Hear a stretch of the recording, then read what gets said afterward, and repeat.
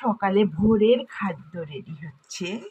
আমি ভোরে খালি পেটে এই দেখো এখানে আদা আর হলুদ, এই দেখো হলুদ, আদা আর হলুদ দিয়ে আমি এই আদা হলুদ দিয়ে এই তো ফুটানো পানিতে দিয়ে দিলাম।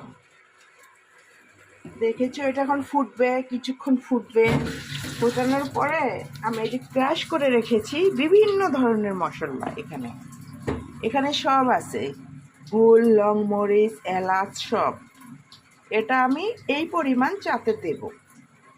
এটাই আমার চা, এটা হচ্ছে আমার হলুদ ও আদা চা।